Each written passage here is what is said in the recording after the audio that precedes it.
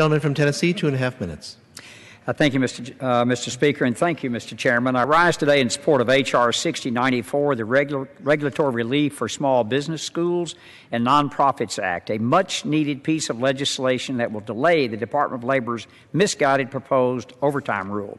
The annual wage in my home state of Tennessee is $41,300. In my district, the median household income is even lower, $39,000.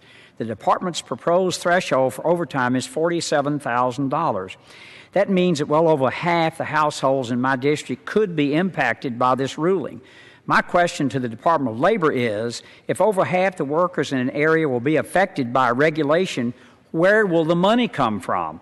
The government might be able to print money, but if a local mom-and-pop business back home in my district started doing that, it's a felony, and the Secret Service won't be stopping by just to say hello.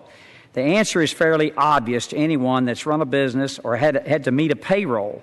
To comply with the regulation, fewer full-time employees will be hired, and workers will be strictly limited in their hours.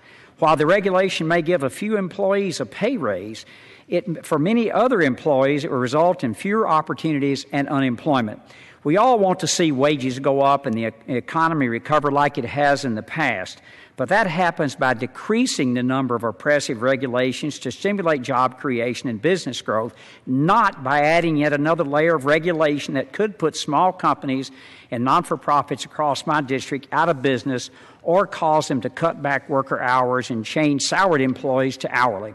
Additionally, if this rule is finalized, the colleges in my district will be affected to the tune of between $1 million and $9 million annually, which will only end up raising the price of education, which is already too high. I want to say in closing that I'm an Eagle Scout and very proud to be one.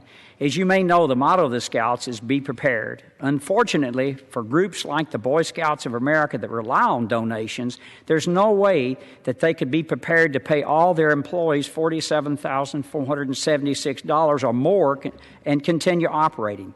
This proposed rule will do nothing but hurt an already ailing economy and force groups like the Boy Scouts to cut back on their operation that help kids, rich and poor, come together and learn skills they need to be a productive member of society when they grow up. I urge my colleagues to support this legislation, and I yield back the balance of my time.